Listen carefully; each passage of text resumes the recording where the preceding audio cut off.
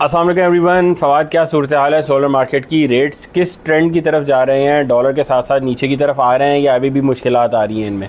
और मार्केट में एक और ट्रेंड भी चला हुआ है, जो रेट्स आ रहे हैं उसमें अब ये भी पता नहीं चल रहा कि वो नॉन डॉक्यूमेंटेड वाले रेट्स दिए जा रहे हैं या डॉक्यूमेंट्स वाले पैनल्स हैं। ये बात आपने जेन्युइन करी है, क्योंकि अभी भी बहुत सारे एरियाज़ में 80-85 लोग कमेंट्स में बता रहे हैं। कमेंट्स अगर आप भी जाके देखें एज अ व्यूअर तो आपको भी अंदाज़ा होएगा कि बहुत सारे एरियाज़ में जिन लोगों ने महंगे ख़रीदे हुए थे अब वो सस्ता देने को राज़ी ही नहीं है। तो जिन्होंने 90 रुपीज़ पर परचेजिंग कर ली थी, 2 pallet 4 pallet 1 container 5 container locally, तो वो अब सस्ता देने को राज़ी नहीं है क्योंकि उन्होंने महंगे ख़रीदे हुए हैं। तो वो महंगाई दिए जा रहे हैं आज भी। जब कोर्ट्स मिल रही हैं लोगों को 95 रुपीज़ भी एक साहब ने मेंशन किया है। कुछ लोग कह रहे हैं मेरे एरियाज़ में 80 रुपीज़ से कम तो अब बात हो ही नहीं रही। आप जो 60, 70, 75 की बातें कर रहे हैं, मेरे एरिया में तो 80 प्लस ही चल रहा है रेट। इसी तरह बहुत सारे लोग कह रहे हैं उनके एरियाज़ में 75 प्लस अभी भी चल रहा है। कुछ लोगों को हाइमो 6 90 प्लस में अभी भी मिल रहा है। तो अगेन एरिया वाइज रेट्स हैं। जिन लोगों ने माल ख़रीदा हुआ है, ये वही हाल हुआ है जो हमने जब जनवरी में वीडियो बनाई थी फेब में, कि ये इम्पोर्टर ने माल मंगवाया, वो माल वेयर हाउस में ही पड़ा रहा, broker to broker, broker to broker, वो आपस में ही एक दूसरे को बेचते रहे। माल उठा ही नहीं वेयर हाउस से, वो आपस में बेच के सब ने 5-6 रुपये का मुनाफा करते करते चीज़ 140 पे पहुँचा दी थी। तो जब चीज़ 140 पे पहुँची तो फिर नुकसान उस आखिरी ख़रीदार का हो गया कि जिसने 140 की लेके अब कस्टमर को बेचनी थी। अभी भी यही हुआ है कि वो महंगे दामों चीज़ें बेच के वो उस आखिरी दुकानदार को फंसा दिया है और वो दुकानदार फंस गया है। अब वो सस्ते बेचेगा तो नुकसान करेगा और वो महंगी तो उसे बेच ही नहीं सकता। But on the other hand वो दुकानदार भी इसी आड़ में था कि मैं भी लेके उस जो सब ने 6-6, 8-8, 10-10 रुपये निकाले हैं, मैं भी 10 रुपये कमाऊँगा पर वॉट। तो वो उस पूरे के पूरे गेम में नुकसान हर कोई अगले के ऊपर पास ऑन कर देता है। एट दी एंड कस्टमर ने ख़रीदना है, ओपन मार्केट का आइटम है, जो ओपन मार्केट की प्राइसेस हैं उसी में मिलेगा। दूसरा मसला ये भी है कि अब जो जेन्युइन नॉन जेन्युइन की कहानी है वो बहुत ज़्यादा मिक्स होती जा रही है, क्योंकि प्राइसेस में वेरिएशन आपके सामने है।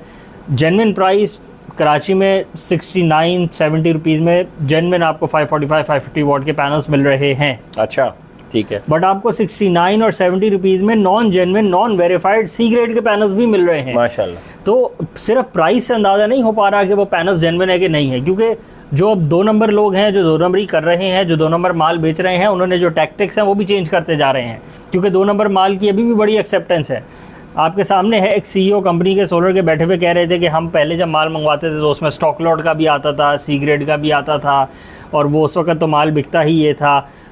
तो जब हर कंपनी का जो ओनर है तो मालिक ही है ना, कोई बहुत बड़ी कॉरपोरेशन तो ये है नहीं, सिंगल ओनर कंपनियां हैं। वो साहब सुबह आगे जो भी कह दें वो पूरी कंपनी उस डगर पे लग जाती है। साहब सुबह आगे कह दे कि भाई आज सिगरेट बेचना है तो नीचे जी हाजिर जी सर करके वो सिगरेट बिकना शुरू हो जाता है।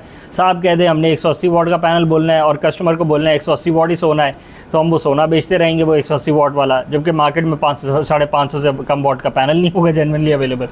एक साहब ने कमेंट में मेंशन किया हुआ था कि भाई मैंने कोट्स लिए हैं बहुत सारी कंपनी से, वो मुझे कहानी ये समझा रहे हैं कि जो 550 वॉट का पैनल होता है वो सबसे बेहतरीन पैनल होता है। आप मुझे ज़रा समझाएं, कमेंट था उनका, कि 550 वॉट से प्लस की जब मैं उनसे बात कर रहा हूँ तो वो क्यों नहीं मुझे लगा पा रहे हैं, या वो मुझे क्यों कह रहे हैं कि वो सारे पैनल्स बेकार हैं और 550 वॉट का पैनल है।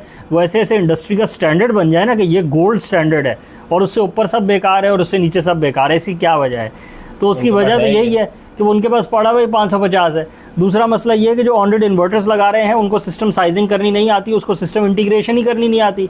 550 वॉट के पैनल में पुराने इन्वर्टर्स के साथ वो फिर भी लग जाते हैं, लॉसेस उसमें फिर भी होते हैं, रट लिया ना, वो रटे हुए हैं। तो जब कंपनीज, सोलर कंपनीज, बहुत बड़ा नाम ले ले कराची का, बहुत बड़ा नाम ले ले इस्लामाबाद का, पूरे पाकिस्तान का बड़ा नाम ले लें, वो ग्लोबली तो ज़ीरो है ना। ग्लोबल इंडस्ट्री में जो पाकिस्तान के बड़े नाम है दे डोंट एग्जिस्ट। वो पाकिस्तान में ही अपनी 2 नंबरियाँ कर सकते हैं और यहाँ लोगों को बेवकूफ़ बना सकते हैं, और वो बना रहे हैं, धड़ाधड़ लोगों को बेवकूफ़ बना रहे हैं। 2 साल 3 साल बुकिंग के पैसे पकड़ के लोगों से माल मंगवाया, इंपोर्ट किया, जब इंपोर्ट में रुक गए, फंस गए, तो सारा ब्लेम कस्टमर पे डाल दिया या गवर्नमेंट पे डाल दिया कि गवर्नमेंट कहती है कि डॉलर नहीं है, इंपोर्ट नहीं है, हमारी तो गलती नहीं है। रेडी स्टॉक का बोलकर 6-6, 8-8, 10-10 महीने लोगों को रुलाया, माल ही नहीं दिया, जो कमिट किया वो लगाया ही नहीं। A ग्रेड कमिट किया, C ग्रेड लगा दिया, बाकी हर तरफ से हेरा फेरी करी। 4 MPPT वाला इन्वर्टर है, 2 MPPTों पे चला दिया। 3 इनपुट्स का इन्वर्टर है पर MPPT वो आधों पे चला दिया, उससे भी कम पे चला, तो बेवकूफ़ बनाया लोगों को, और धड़ाधड़ बेवकूफ़ बनाया है। और ऐसा नहीं है कि किसी ने नहीं छोड़ा हो, छोटी सी बैटरी की दुकान वाले ने भी खुल के बनाया है और बहुत बड़ा जो कंपनी कॉरपोरेशन नुमा बन के बैठा हुआ है वो कॉरपोरेशन वो भी नहीं, सिंगल मैन कंपनियाँ हैं, सिंगल ओनर कंपनियाँ हैं। जिस तरह पाकिस्तान का एक निज़ाम है कि सिंगल मैन सुबह उठ के आता है, वो जो मर्जी करना हो वो कर लेता है, उसके नीचे 1000 सेलमैन घूम रहा होता है, वो सेलमैन कस्टमर को वही जाके बोलता है जो बॉस ने आज बोला है। बॉस ने बोला है आज कि हमने 1 MPPT पे ये इन्वर्टर सबसे बेहतरीन चलता है, बेशक उसमें 5 लगे हुए हों, तो वो फिर सारे 1000 सेलमैन जाके 1 MPPT बेच के आ रहे हैं। तो इस बात को ज़रा समझाए ना कि क्या फ़र्क पड़ता है कि अगर एक 25 किलोवाट के 30 किलोवाट के इन्वर्टर में 5 से 6 MPPTs आते हैं और मैं एज इंस्टॉलर 1 MPPT यूज़ करता हूँ, तो उसमें कस्टमर को क्या नुकसान हो रहा है और मुझे क्या फ़ायदा हो रहा है इस बात का, ये भी तो समझाए ना लोगों को। सही है।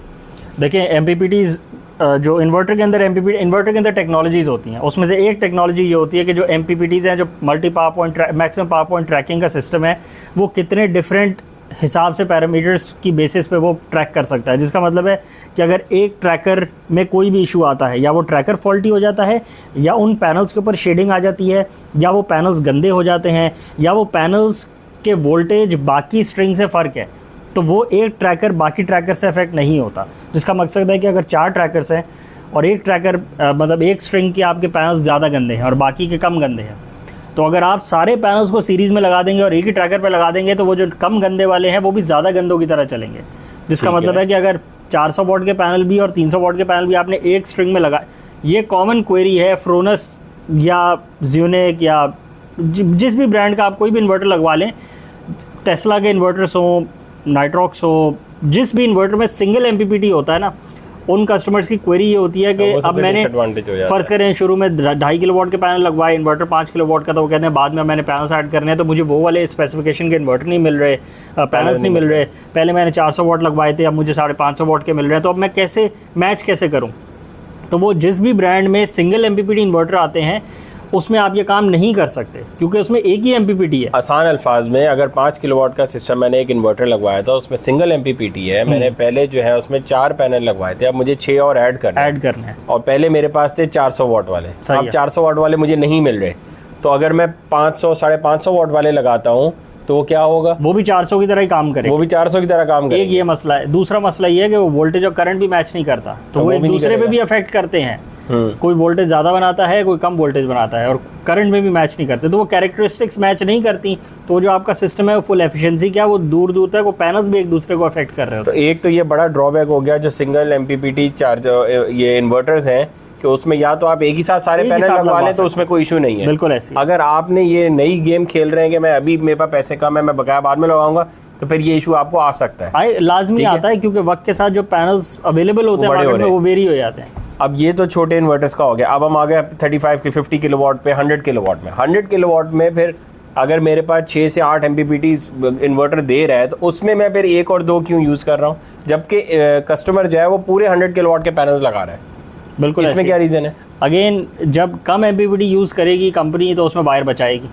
अच्छा, बिल्कुल। जब एक स्ट्रिंग उतारेगी, 1000 वोल्ट का आपका VDC है, जो आपकी MPPT वर्किंग वोल्टेज रेंज है, फर्स्ट करें 200 से लेके 850 है, तो अगर आप एक पैनल को 850 ज़्यादा पैनल्स को एक ही स्ट्रिंग में लगाएंगे तो आप कम स्ट्रिंग्स उतारेंगे, कम वायर लगाएंगे। कम वायर लगाने से कंपनी को ये बेनिफिट हो जाएगा कि वो कम मटेरियल्स लगा के उतने ही पैसे चार्ज कर रही होगी।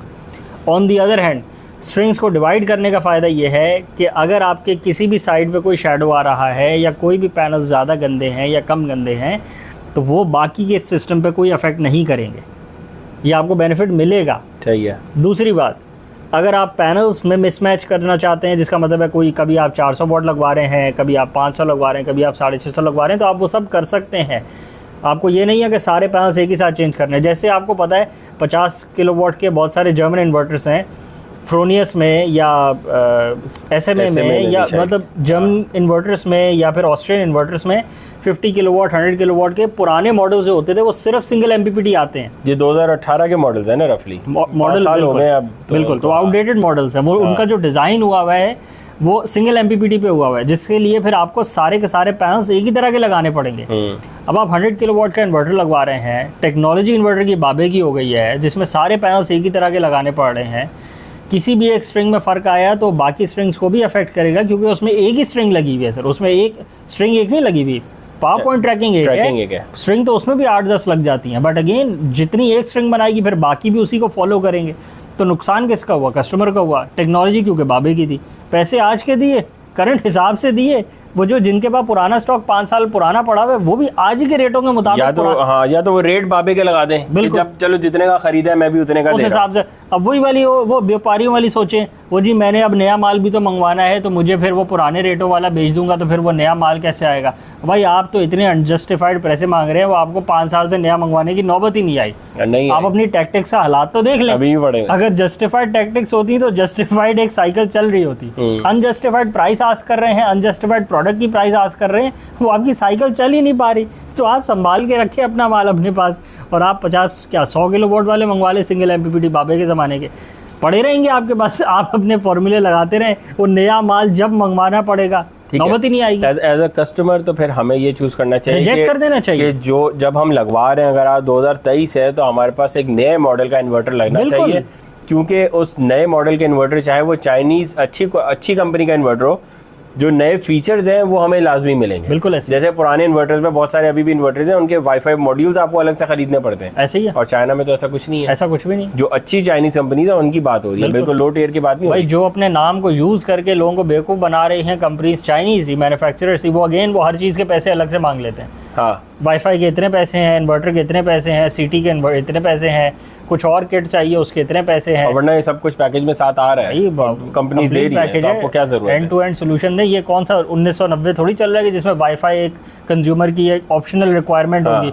वाईफाई के बगैर वो देखेगा, मॉनिटर कैसे करेगा? अच्छा, स्क्रीन भी नहीं है, ठीक है, और वाईफाई के आप पैसे अलग ले रहे हैं, वो दिखेगा कैसे? मर्जी है आपकी, मांग सकते हैं आप, जब तक कस्टमर दे रहा है आप मांग सकते हैं। यही बात है, कस्टमर को होशियार होना पड़ेगा कि आज के ज़माने में जब मैं पैनल्स और इन्वर्टर्स लगा रहा हूँ तो मैं टॉप नॉच पैनल्स लगवाऊँ, बड़े से बड़ा पैनल लगवाऊँ, N टाइप पे जाऊँ, हाइमो 6 पे जाऊँ, जिसकी सबसे ज़्यादा एफिशिएंसी है कोशिश करेंगे वो लगवाएं, सबसे लेटेस्ट मॉडल लगवाएं। क्यों पुराना लगाएंगे? या तो आप पैसे पुराने के दे रहे हो तो बात है, और ऑन दी अदर हैंड जब आप इन्वर्टर लगवा रहे हैं तो उसके भी सबसे लेटेस्ट मॉडल लगवाएं, और फिर इन चीज़ों का ख्याल रखें। ये चलें, ये दो बातें तो हम बहुत अरसे से कर रहे हैं ना, कि पैनल्स टॉप नॉच लगवाएं, अच्छे रेटों पे लगवाएं, डॉक्यूमेंट्स के साथ लगवाएं, इन्वर्टर आपने अच्छी कंपनी का लगवाना है। ये जो आगे MPPT की बात आज हमने करी, ये आगे इंस्टॉलेशन के वक्त, कि अब आपने उन दो चीज़ों का आपको पता है कि आपने ये कंपेयर कर लिया, अब सिस्टम डिज़ाइन में आपको भी नहीं पता, और जो लगा के दे रहा है उसने आपको घुमा दिया कि यार मैं यहाँ से पैसे बचा लेता हूँ, कोई बात नहीं मैं इधर से बचा लेता हूँ। ऐसी है। आगे एक और बात भी है कि जो इन्वर्टर्स हैं वो पुराने ज़माने के जब लगाते हैं तो वो इन्वर्टर मैन्युफैक्चरर ने उस वक्त जो पैनल्स मार्केट में अवेलेबल थे वो उसकी बेसिस पे डिज़ाइन करे हुए थे। तो अगर उस वक्त पैनल्स आते थे 400 वाट के, तो उनका जो शॉर्ट सर्किट करंट होता था वो उसके मुताबिक डिज़ाइन हुए हुए। अब आजकल पैनल्स आ रहे हैं 550 वाट मिनिमम आ रहे हैं ना, और फिर प्लस 600, 650, 670, 700 भी बनना शुरू हो गए।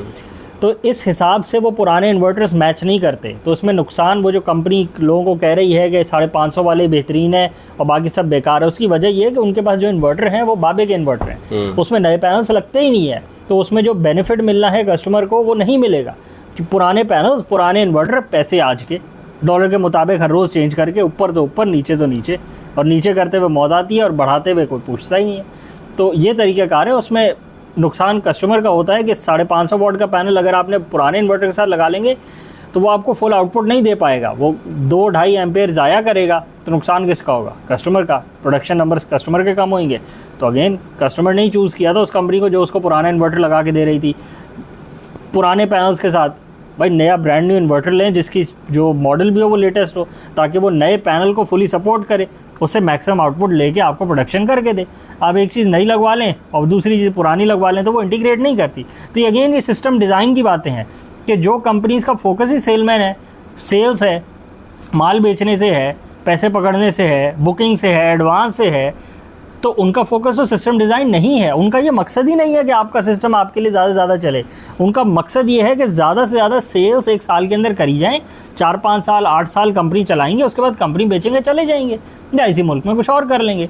उनका मकसद है अपनी कंपनीज़ के बिजनेसेस को रन करना। उनका मकसद ये नहीं है कि आपको 25 साल की वारंटी देना, 25 साल की आपको ऐसा सिस्टम लगा के देना जो 25 साल चले। उनका इंटरेस्ट ही नहीं है और ना ही उनका मकसद है। उनका मकसद ही है कि कंपनी चलाना, मैक्सिमम प्रॉफिट जनरेट करना, मैक्सिमम रेवेन्यूज़ दिखाना, ताकि जब कंपनी बेचने जाएँ तो फिर कंपनी आसानी से बिक जाए, अगले से लमसम पैसे उठाएँ और जान छुड़ाएँ, आगे बढ़ें। कौन बैठा है इस मुल्क में कस्टमर सर्विस देता रहेगा पाकिस्तानियों को? कोई भी नहीं चाहता कस्टमर सर्विस देना, सब चाहते हैं बस यहाँ से सेल सेल सेल, उसके बाद निकलें यहाँ से, या यहाँ से ना निकले तो यहीं कोई और कंपनी खोल के फिर उसमें भी यही हरकत करें, 5-8 साल करें और उसके बाद निकल जाएँ। तो बस सबका यही फॉर्मूला है। और सोलर इंडस्ट्री जो पाकिस्तान में मार खा रही है उसमें एक बड़ी वजह ये भी है कि जो कंपनीज़ खोल के बैठे हुए हैं और जो पूरी मैसिव एडवर्टाइजमेंट कराची में हर बिल बोर्ड पे नाम लगा के बैठ गए हैं अपना, उनका मकसद ही नहीं है सिस्टम लगाना, उनका मकसद आपसे एडवांस पकड़ना है।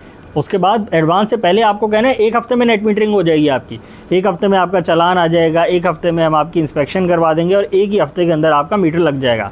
और जब असली में लगने की बारी आए तो सर वो तो हमारे हाथ में ही नहीं है, वो तो के इलेक्ट्रिक का मसला है। तो भाई आप पहले सच बयान कर लेते ना, आपको पहले झूठ बोलने की क्या ज़रूरत थी? आप पहले आगे झूठ बोलें कि 1-1 हफ्ते में 3 हफ्तों में सारा काम हो जाएगा, और जब असली एक्चुअल एग्जीक्यूशन की बारी आए तब आपका अंदर का पाकिस्तानी निकल आए कि अब आप फिर अपनी उस पे लेवल पे आ जाएं कि जी अब तो 3 महीने क्या 6 महीने भी लग जाए तो हमारे हाथ में नहीं है, मीटर तो इम्पोर्टेड है, तो पाकिस्तान के पास डॉलर नहीं है। तो क्या ये रियलिटी चेंज हुई थी?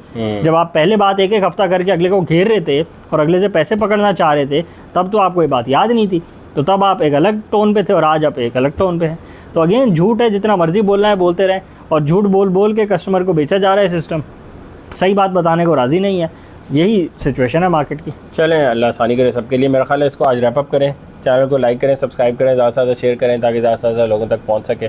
और अपने इलाके के जो रेट्स हैं और जो कस्टमर सर्विस है और जो डॉक्यूमेंटेशन दिखाने के मामलात हैं वो काइंडली कमेंट्स में लोगों को बताते रहा करें, क्योंकि आपके लिखने की वजह से और भी बहुत सारे लोग उन कमेंट्स को पढ़ रहे होते हैं और उनको भी आइडिया हो जाता है कि मार्केट में क्या ट्रेंड चल रहा है। Thank you.